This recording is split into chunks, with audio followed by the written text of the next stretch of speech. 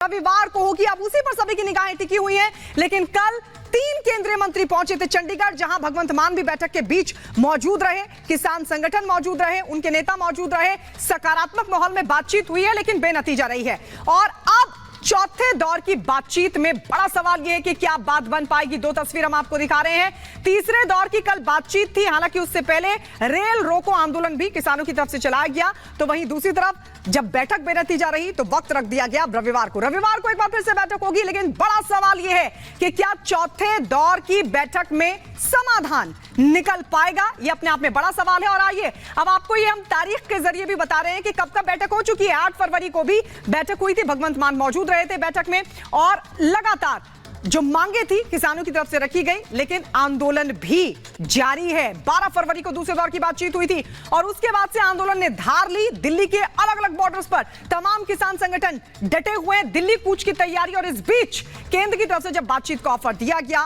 तो फिर बातचीत हुई 15 फरवरी को, यानी कल तीसरे दौर की भी बातचीत हुई। 8 फरवरी, 12 फरवरी और 15 फरवरी तीनों दौर की बातचीत बेनतीजा रही। नजरें चौथे दौर की बातचीत पर। और इस बीच एक बड़ी खबर आपको बता दें, किसानों ने आज भारत बंद बुला लिया है। किसानों की तरफ से भारत बंद का ऐलान किया गया है। बड़ी खबर आपको बता रहे हैं, किसानों ने आज भारत बंद बुलाया है। व्यापार संघ इसमें शामिल नहीं है। कई यूनियन अपना समर्थन दे रही हैं भारत बंद में, लेकिन बताया जा रहा है कि व्यापार यूनियन ने इसमें शामिल होने से इनकार कर दिया है। तो ये बड़ी खबर आपको बता दें, कई यूनियन हालांकि किसानों को समर्थन दे रहे हैं, लेकिन व्यापार संघ नहीं देगा। भारत बंद में व्यापार संघ शामिल नहीं होगा। लगातार जो आंदोलन है वो जारी है। कल रेल भी रोकी गई, लेकिन आज भारत बंद का ऐलान किया गया। ये कहा गया किसान संगठनों की तरफ से कि भारत बंद रखा जाए, अपना समर्थन इस आंदोलन को दें। लेकिन बड़ी जानकारी है कि व्यापार संघ इस आंदोलन का हिस्सा नहीं होगा, इस भारत बंद का हिस्सा नहीं होगा। व्यापार संघ ने साफ तौर पर इनकार कर दिया। लेकिन आपको बता दें, आज भारत बंद के बीच भी सुरक्षा का कड़ा पहरा है। पंजाब में कल रेल रोकी गई थी, तो वहीं आज हरियाणा में टोल फ्री का भी ऐलान किया गया है किसानों की तरफ से। और साथ ही यह भी कहा गया कि ट्रैक्टर परेड की भी तैयारी है, यानी ट्रैक्टर के जरिए परेड भी निकाली जाएगी। अलग अलग तरीके से अब किसान संगठन आंदोलन को धार दे रहे हैं। लेकिन इस बीच बड़ी खबर यह है कि आज भारत बंद का ऐलान किया गया, लेकिन इसमें व्यापार संघ नहीं होगा शामिल।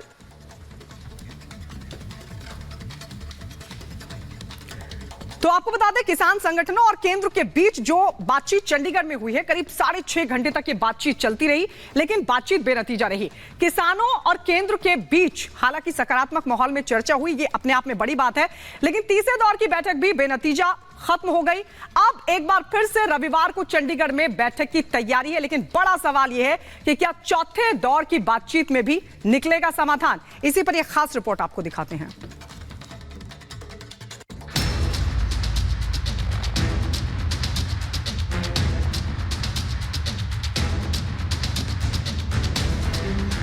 किसान और केंद्र के बीच तीसरे दौर की वार्ता भी बेनतीजा खत्म हो गई। चंडीगढ़ में 3 केंद्रीय मंत्रियों के साथ किसान नेताओं की बैठक बेनतीजा खत्म हुई।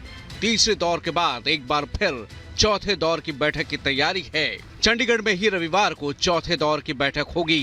किसानों के साथ बैठक में पंजाब के सीएम भगवंत मान भी शामिल हुए। बहुत ही अच्छे माहौल में सकारात्मक चर्चा हुई है। जिन विषयों पर ध्यान आकृष्ट कराया है, संज्ञान में लेते हुए चर्चा को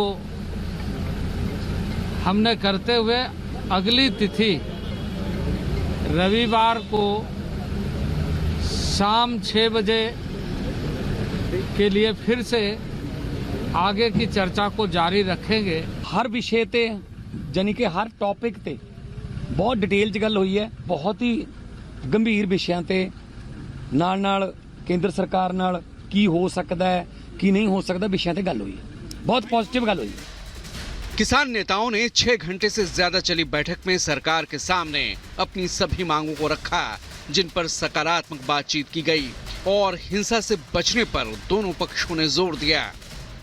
विस्तार नाल चर्चा होने तो बाद सरकार ने यह कहा कि ये जिहड़े मुद्दे तुसीं साडे नाल साझे कीते, खास करके MSP वगैरह, डॉक्टर स्वामीनाथन की रिपोर्ट, किसानों के कर्जा, किसानों का कर्जा, ਇਹ ਸਾਰਾ ਇੱਕ ਚਰਚਾ ਮੰਗਦਾ ਸੀ ਜਿਹਦੇ ਤੇ ਅੱਜ ਪੋਜ਼ਿਟਿਵ ਹੋਈ ਹੈ। जो वार्ता हुई है केंद्र के साथ, उनमें सभी जितने भी हमने मांग पत्र में मुद्दे उठाए, लंबी चर्चा हुई और चर्चा इस बात पे हुई कि चर्चा ही ना करते रह जाएं, इसका कोई नतीजा निकलना चाहिए।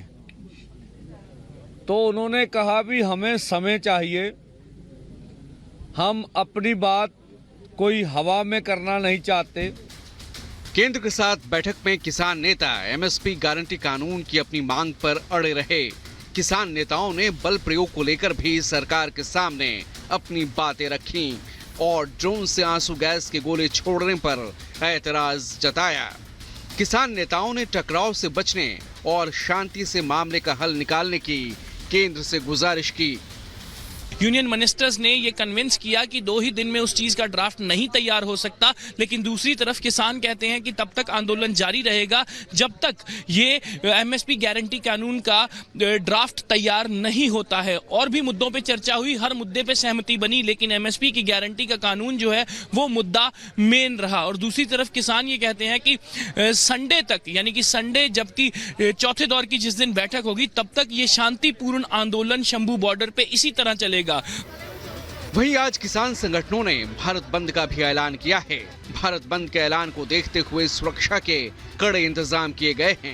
कल पंजाब में किसानों ने रेल रोकी, तो वहीं आज हरियाणा में 3 घंटे के लिए सभी टोल को फ्री करने और कल ट्रैक्टर परेड को निकालने की तैयारी है।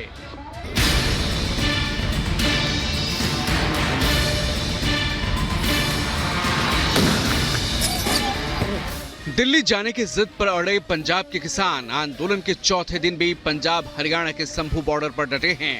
हरियाणा पुलिस ने पैरामिलिट्री फोर्सेस की मदद से 7 लेयर बैरिकेडिंग और आंसू गैस के गोले दागकर इन्हें रोका हुआ है। पंजाब और हरियाणा के शंभू, खनौरी और डबवाली बॉर्डर 3 दिन से सील हैं।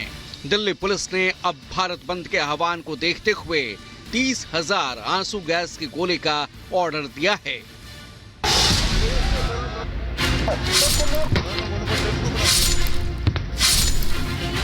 जैसे जैसे समय आगे बढ़ रहा है, वैसे वैसे इस आंदोलन के पीछे का पॉलिटिकल एजेंडा भी साफ होता जा रहा है। बीजेपी लगातार पंजाब सरकार पर आरोप लगा रही है। हरियाणा के सीएम मनोहर लाल खट्टर ने पंजाब सरकार पर गंभीर आरोप लगाए हैं। खट्टर के मुताबिक प्रदर्शनकारियों को समर्थन दे रही है मान सरकार। उन्हें प्रदर्शन से नहीं बल्कि प्रदर्शन के तरीके से आपत्ति है। हरियाणा जिस प्रकार से किसानों को सारी चीजें देता है, मुआवजा देता है, सब बातें देता, पंजाब का किसान अगर उनसे अपनी बातें रखे और वहां पूरी करा ले तो पंजाब के किसान की आधी से ज्यादा समस्याएं हल हो जाएंगी, खत्म हो जाएंगी। आज पराली जलाने में वहां सबसे ज्यादा न्यूसेंस है। जमीनें उल्टा पुल्टा करने में जो हरियाणा में पहले 10 साल पहले होता था, आज उल्टा पुल्टा वहां भी होता है। हमने इतने सारे किसानों के लिए काम किए हैं, हमारा किसान संतुष्ट है। यही बातें कम से कम पंजाब सरकार को मनवा लें। वहीं दूसरी ओर कांग्रेस ने भी इस आंदोलन की आग में घी डालने का काम किया है। आंदोलन का समर्थन करते हुए कांग्रेस नेता अशोक गहलोत इसे सरकार की सबसे बड़ी विफलता बता रहे हैं। मतलब साफ है कि ऐसे राजनीतिक दल इस आंदोलन के जरिए किसानों के कंधों पर बंदूक रखकर सरकार को निशाना बना रहे हैं। भारत सरकार की बहुत बड़ी फेलियर है। आजादी के बाद में मैंने कभी देखा नहीं इतना लंबा किसानों का संघर्ष हो, 700 किसान मारे जाए, सरकार को झुकना पड़े, झुक करके उसको रोक दिया गया। उस वक्त में क्या साल भर में इनको मतलब इतना वक्त नहीं मिला उनसे बातचीत करके कोई रास्ता निकालते, दोबारा उनको बेचारों को सड़कों पर नहीं आना पड़ता। अल्टीमेटली किसानों को न्याय मिल के रहेगा।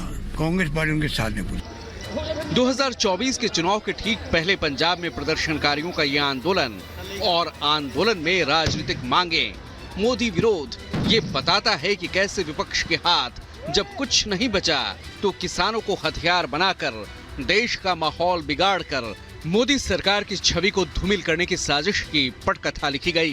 Bureau report, Republic Bharat.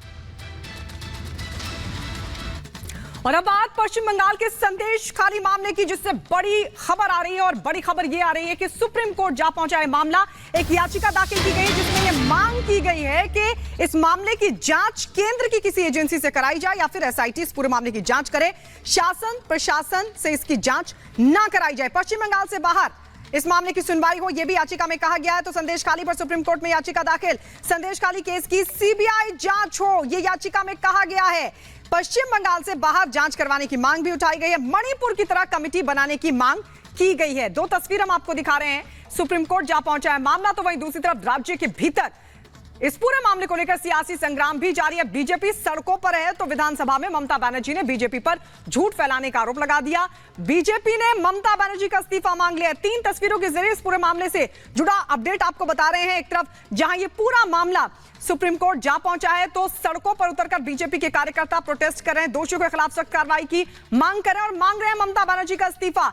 इसके अलावा आपको बता दें, दरअसल बीजेपी ने एक 6 सदस्यीय प्रतिनिधिमंडल बनाया है, जिसमें पूर्व डीजीपी बृजलाल भी शामिल हैं और यह प्रतिनिधिमंडल पश्चिम बंगाल पहुंचकर इस पूरे मामले की जांच पड़ताल कर रिपोर्ट आला कमान को देगा।